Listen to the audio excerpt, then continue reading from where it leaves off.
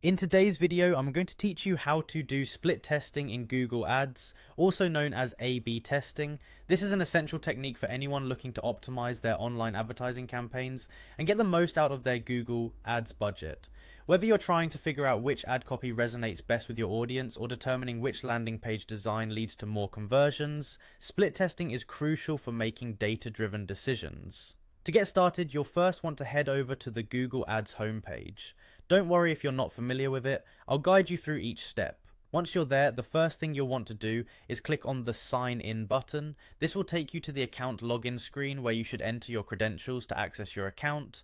Once you're logged in, you will land on the Google Ads home dashboard where you will see an overview of all your campaigns. From this main dashboard, proceed by clicking on Campaigns found in the left-hand menu. This section organizes all your current and past advertising efforts, making it easy to see what you have running. Now, to set up a split test or experiment, let's head over to the Experiments section. You can find this option under the same menu where Campaigns was located. Once clicked, it displays a list of any experiments you've already started or completed. This is where the magic of A/B testing really starts. From the Experiments section, look for and click the small plus icon. This action kicks off the process of setting up a new experiment.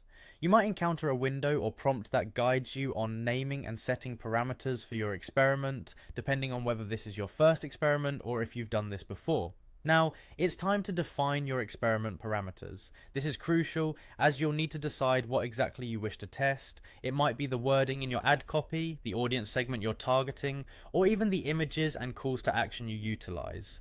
Carefully set these parameters in the experiment setup screen, as they will govern how your test runs and ultimately ensure that your findings are valid and actionable. Remember to monitor the performance of your experiments closely. This can usually be done through the experiment section itself, where you'll see how your different variables are performing against each other. The data gathered here will help inform future decisions and strategies. And there you have it, the basic steps to start split testing in Google Ads. With practice, you'll become more adept at recognizing which changes offer the highest ROI, helping you refine your campaigns for the best possible results. Thank you for joining me today, and happy optimizing.